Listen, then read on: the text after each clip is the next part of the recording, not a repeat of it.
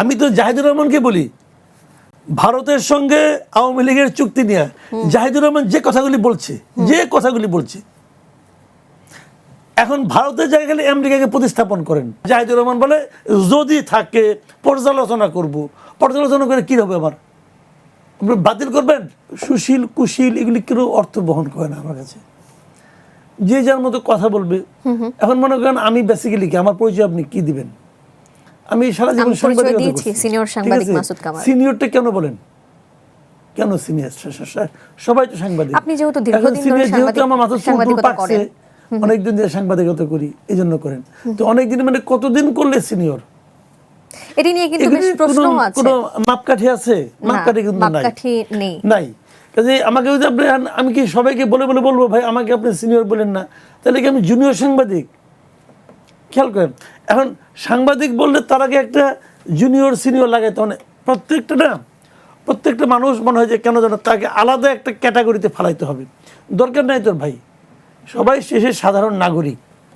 এখন যারা সুশীলটা কে চালু করছে আমি বলতে পারবো না, এটা আগে ছিল কিনা আমার জানা নাই। এটা মানে ধরেন আপনার সেই সমাজের স্বাধীনতা যুদ্ধের সময় অথবা তার পর এই শব্দটার কোনো আদৌ অস্তিত্ব ছিল কিনা আমি জানি না। আমরা একসময় বলতাম বুদ্ধিজীবী, একসময় বলতাম যে মানে আপনার ইয়েদেরকে শিক্ষাবিদ, এরকম বলতাম। শিক্ষাবিদ বলতে আমরা বুঝতাম যে আপনারা যারা নাকি বিশ্ববিদ্যালয়ের শিক্ষক, এরকম মনে করতাম। এখন বিশ্ববিদ্যালয়ের শিক্ষকের যে চেহারা আমরা আওয়ামী লীগ আমলে দেখছি, বিএনপি আমলে দেখছি, দলীয় একদম, মানে কি বলবো আপনাকে, মানে আমি ঢাকা ইউনিভার্সিটিতে পড়াশোনা করতাম। আমি যখন পড়াশোনা করতাম তখন ওখানে ভিসি ছিলেন ফজলুল হালিম চৌধুরী নামে এক ভদ্রলোক। এই ভদ্রলোক মানে এরশাদ আমলে এরশাদ সাহেব একবার বিশ্ববিদ্যালয় বন্ধ করে দিলেন।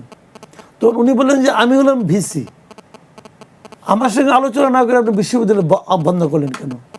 আপনি আচার্য, বাট আমি তো উপাচার্য, আমি তো এটা থেকে সাহায্য। এবং উনি এরপরে বিশ্ববিদ্যালয় খোলার পরে উনি বিশ্ববিদ্যালয় থেকে ভিসি থেকে পদত্যাগ করে উনি ঢাকা বিশ্ববিদ্যালয় ছেড়েই দিলেন। উনি চলে গেলেন রাজশাহী বিশ্ববিদ্যালয়ে, ওখানে উনি আগে চাকরি করতেন। তো ওই যে ব্যক্তিত্ব, ওই যে পার্সোনালিটি, তারপরে আমরা অন্য কোনো বিশ্ববিদ্যালয়ে শিক্ষক এটা পাইছি, দেখছি যে ছাত্র হয়েছে, মানে শিক্ষক ইউনিভার্সিটিতে কয়েকদিন আগে স্টুডেন্ট ছিল, সে হয়েছে শিক্ষা প্রতিমন্ত্রী নাকি, তার কাছে আমাদের শিক্ষকরা গেছে ভিসি হওয়ার জন্য, তদবির করার জন্য। এটা আমরা দেখছি। পরে যারা ভিসি হয়েছে 91 থেকে যে হয়েছে আমরা দেখছি। তো তখন এরা হলো গিয়ে শিক্ষাবিদ, এরা বুদ্ধিজীবী। বুদ্ধিজীবী মানে কি? বুদ্ধি বিক্রি করে খায়, মানেটা কি?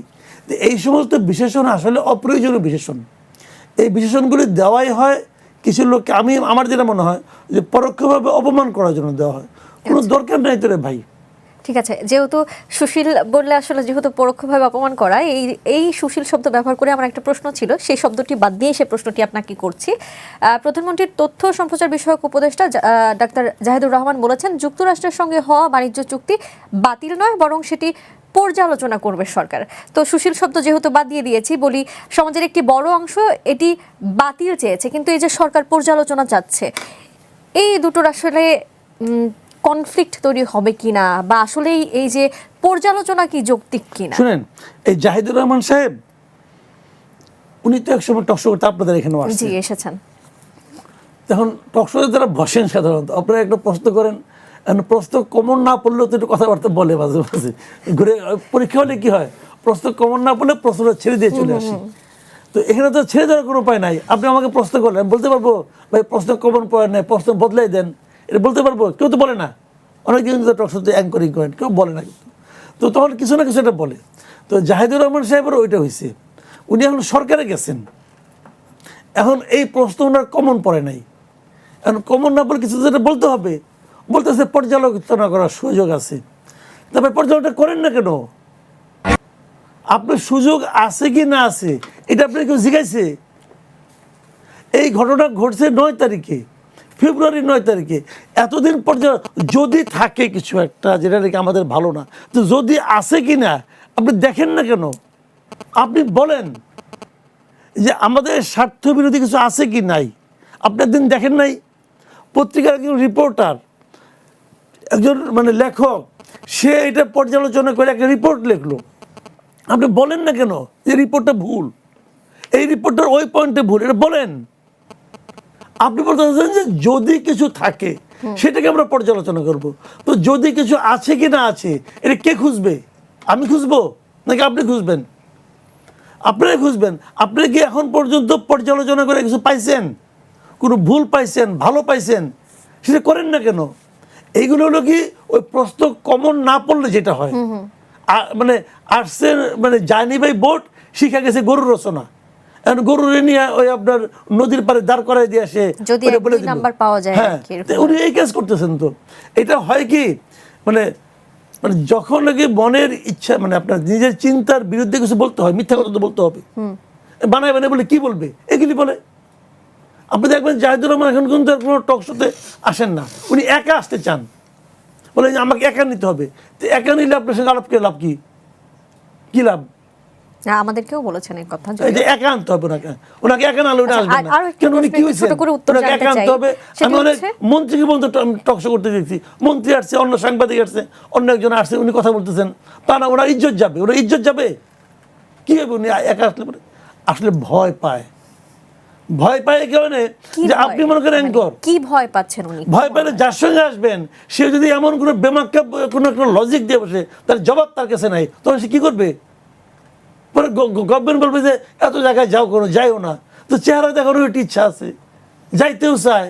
আবার প্রশ্ন কমন না পড়লে পরে কঠিন প্রশ্ন হয়ে গেলে ভয়ও পায়, পরীক্ষা ফেল করার ভয়। এর চেয়ে বরং একা আসে কেন? যেমন ধরেন আপনি এই প্রতিষ্ঠানে আছেন, আপনার প্রতিষ্ঠানের মালিক তখন যদি একা আসে, প্রতিষ্ঠান থেকে বলে দিবে ওনাকে কিন্তু এর বাইরে কোনো প্রশ্ন করো না। এগুলো হলো সাজানো গোছানো প্রশ্ন, সাজানো গোছানো অনুষ্ঠান। এগুলো দেখছি ওই নাইমুল ইসলাম খান করতো, একা আসবে। অথচ এই নাইমুল ইসলাম খান কত টকশো করতো আমাদের সঙ্গে, একা আসবে। শফিকুল আলম সে প্রথম দিকে কিছু আসছে, সবার সঙ্গে আসছে, পরে যখন যাদের মানে হয়, বিব্রত হয়, কথা বলতে পারে না, জবাব দিতে পারে না, তখন সেও ঘোষণা করলো আমি একা আসবো। পরে উনি শেষ দিকে একা একা আসতেন। এখন উনি শুরু থেকে একা শুরু একটা ছোট করছেন। করে প্রশ্ন করি। এই যে বাণিজ্য চুক্তি নিয়ে আমরা এত আলোচনা করছি, এত সমালোচনা করছি, এই বাণিজ্য চুক্তি যদি শেখ হাসিনার আমলে হতো তাহলে কেমন রিয়্যাক্ট হতো এই পুরো দেশে, বা এই যে যেসব সুশীলের কথা আমরা এতক্ষণ ডিসকাশন করলাম সেসব সুশীলদের মাঝে, কি মনে হয় আপনার? ভাই আমি তো জাহিদুর রহমানকে বলি, ভারতের সঙ্গে আওয়ামী লীগের চুক্তি নিয়ে জাহিদুর রহমান যে কথাগুলি বলছে, এখন ভারতের জায়গায় গেলে আমেরিকাকে প্রতিস্থাপন করেন।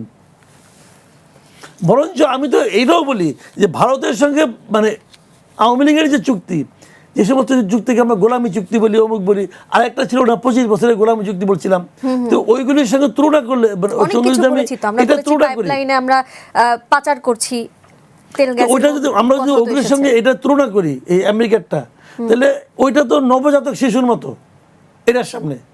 ওই দিন দেখলাম, এই তো কালকে তো দেখলাম যুক্তরাষ্ট্র নাকি আমাদের নৌবন্দর, বিমানবন্দর তাদের প্রয়োজনে যে কোনো সময় ব্যবহার করতে পারবে। এরকম একটা চুক্তি ইন্ডিয়ার সঙ্গে হইলে পরে থাকতে পারতেন দেশে ওনাদের এই বিপ্লবীদের। এখন সব বিপ্লবী চুপ, কই এনসিপি, কই এনসিপি বিশাল বিপ্লবী, কই তারা? চুপ। সীমান্ত নিয়ে মাঝে মাঝে কথা বলে এইগুলি লোকজন বলে যে এদের মধ্যে নাকি দেশপ্রেম আছে, অমুক। ভাইয়া কি বলবো, এটা হাসি উঠে। কই জামাত, কই? চুপ, একটা কথা বলে না। বিএনপি আলাপ তো বাদী। আর জাহিদুর রহমান বলে যদি থাকে পর্যালোচনা করব। পর্যালোচনা করে কি হবে আমার?